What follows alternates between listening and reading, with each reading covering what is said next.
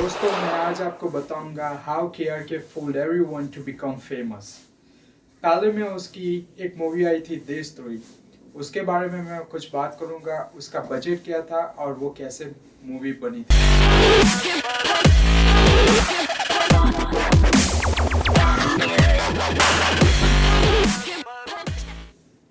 के इंडस्ट्री में आने से पहले वो दुबई में काम करते थे। उनके हिसाब से उनके कुछ दो तीन फ्रेंड्स मुंबई में स्ट्रगलर्स थे। वो कुछ दो तीन सीरियल्स में भी अपीयरेंस दे चुके थे। एक दिन वो तीनों एक ही फ्लाइट से कहीं पे जा रहे थे और एयर होस्टेस ने उन दो तीन स्ट्रगलर्स को शायद पहचान लिया और उसको सर सर कह के बहुत भाव देने लगी, जबकि के बिल्कुल साइड में खड़े थे। फिर भी उनको ₹2 पीपल वाली ट्रीटमेंट दी गई। के ने तभी सोच लिया कि साला पैसे कितने भी हो लेकिन फेम ना हो तो कुछ भी काम का नहीं है। उसने तभी देशद्रोही पिक्चर बनाने का सोच लिया था। स्क्रिप्ट भी उसने ऐसे लिखी कि भाई मैं क्या आपको बताऊं। के जानते थे कि वो कोई एक्टर के लायक नहीं है, ना उनको कुछ डायरेक्शन भी आता है, ना उनको फिल्म का एफ भी मालूम, लेकिन बस फेम मिलनी चाहिए। उसे सिर्फ फेम चाहिए थी। जानबूझकर उसने मुंबई के शिवसेना को प्रोवोक करने वाली स्क्रिप्ट लिखी ताकि उस पे हंगामा हो और प्रोटेस्ट हो। बिल्कुल वैसा ही हुआ। फिल्म बैन हो गई लेकिन फिल्म को फेम मिली। डायरेक्शन भी उसने घटिया से घटिया की, एक्टिंग भी इसने जानबूझकर घटिया से घटिया की। मतलब कि ये फिल्म सदियों तक लोग इस पे फन कर सके, लोगों को एक एक सीन इस पिक्चर का याद होना चाहिए। बस ऐसे इसने टॉप क्लास फिल्म बनाई फ्रॉम द बॉटम क्लास। पूरी फिल्म का बजट कुछ था 1.7 करोड़ रुपीस।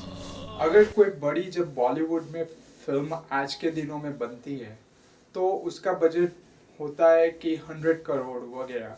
वो 3 महीनों में पिक्चर बनती है, लेकिन आप अगर कैलकुलेशन कर लो तो 1.7 करोड़ तो एक दिन का कॉस्ट होता है आज की पिक्चरों में। इसने पूरी फिल्म 1.7 करोड़ में बनाई। उसमें से करीबन 70 लाख रुपीस रिकवर हो गए और 1 करोड़ का उसको घाटा हुआ।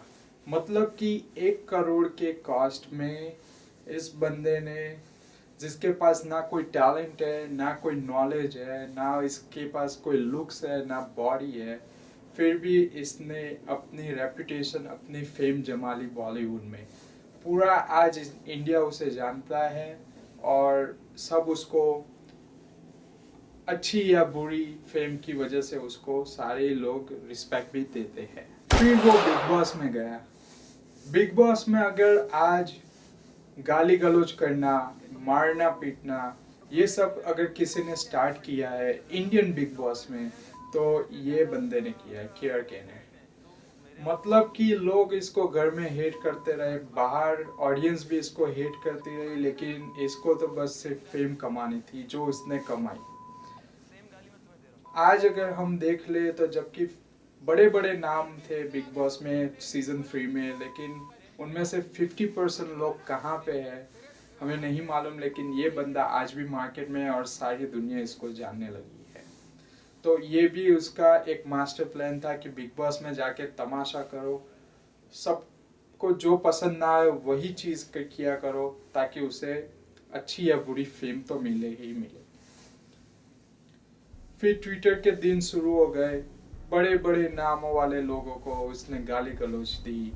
जैसे आप जानते ही हो, न्यूज़ में आपने बहुत रीड किया होगा कि भाई इसने कपिल शर्मा से पंगा ले लिया या सोनाक्षी सिन्हा से पंगा ले लिया और शाहरुख खान को बदनाम कर दिया। जब मोदी जी जीत गए तो इसने ट्विटर पे अपना नाम शाहरुख खान पे चेंज कर दिया कि अगर मोदी जी जीत जाएंगे तो मैं इंडिया छोड़ के चला जाऊंगा। ये सब इसने ट्विटर पे किया, फेम लेता गया। इसको फायदा ये हुआ है कि इसने अपनी एक यूट्यूब चैनल बना ली और सेल्फ क्लेम क्रिटिक बन गया। बॉलीवुड में बड़े बड़े एक्टर्स, डायरेक्टर इसकी रिस्पेक्ट भी करते हैं और इससे डरते भी है, चाहे वो एडमिट करे या ना करे, लेकिन ये बात सच है।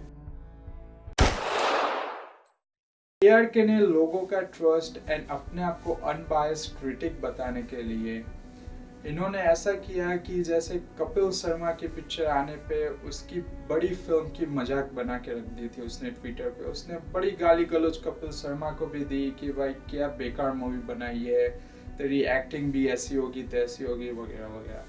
लोग ये एक्सपेक्ट कर रहे थे कि उसका जो कपिल शर्मा की मूवी का रिव्यू है किस किस को प्यार करूं वो बड़ा घटिया वाला होगा, कपिल शर्मा की पूरी कह कर लेगा। लेकिन जबकि इसने रिव्यू में पूरी A to Z उसने कपिल शर्मा की ही प्रशंसा की।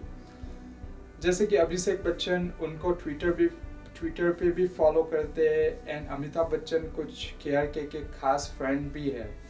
तो वन वुड एक्सपेक्ट कि ये अभिषेक बच्चन को थोड़ा बहुत रिस्पेक्ट देगा, लेकिन जब उसकी फिल्म आई तो इसने अभिषेक बच्चन की पूरी कह कर ले कि क्या घटिया एक्टर है, एंड अमिताभ बच्चन का नाम डुबो दिया है। सो जब ऑडियंस ये सोचती है कि ये इसको रिस्पेक्ट देगा तो वो नहीं देता, और जब ये सोचती है कि इससे बड़ी कहकर लेगा लेकिन वो ऐसा नहीं करता। सो ऑडियंस की जो माइंड गेम है वो ये समझ गया और उससे ये खेलता है, और हमारी इंडिया की ऑडियंस भी बड़ी प्यारी है। इस चीज़ को वो हार्ट पे ले लेती है और समझती है कि भाई का बड़ा दिल है, भाई बड़ा अनबायस क्रिटिक है, और उसकी वाह वाह हो जाती है। तो ऐसे करके इसकी अभी यूट्यूब चैनल भी चलने लगी है जिसमें करीबन अभी 70,000 सब्सक्राइबर्स हैं।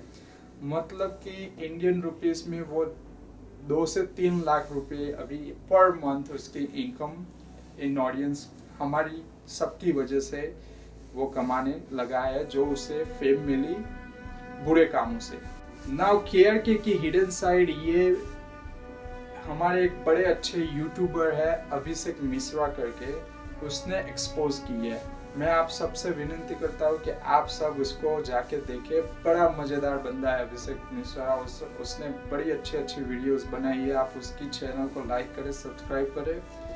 मेरा उनसे कोई नाता नहीं है लेकिन मैं भी उनको बड़ा फॉलो करता हूँ। तो आप उसकी जो उसने KRK को एक्सपोज किया है वो आप देखिए, उसका हिडन साइड है और बड़ा सच उसने बात बोली है। मेरा KRK से सिर्फ इतनी रिक्वेस्ट है कि भाई आपको फेम मिली है जिस काम से, वो काम किया करें आप, सही है ना। फालतू में पॉलिटिक्स या रिलीजन में डिबेट में जो आप टाइम आजकल निकालते हैं और ट्विटर पे पूरे दिन रिलीजन और पॉलिटिक्स में आप रहते हैं, वो काम ना किया कि क्योंकि हम आपसे वो एक्सपेक्ट ही नहीं कर रहे। हम आपको इसलिए फॉलो नहीं कर रहे कि आप रिलीजन या पॉलिटिक्स की बात करें, हमें सिर्फ एंटरटेन किया करो। सो मेरी आप इतनी रिक्वेस्ट सुन लो, हमें एंटरटेन करो। रिलीजन पॉलिटिक्स पे आप कोई कमेंट्स ना दे, हम आपसे एक्सपेक्ट ही नहीं कर रहे। उसके लिए हमने मीडिया रखी है और पॉलिटिशियंस भी रखे हुए हैं। सो हम पूरे दिन उनको सुनते रहते हैं, हम आपके पास आते हैं, आप थोड़ा बहुत हमें एंटरटेन करवाओ। That's it for today, thank you.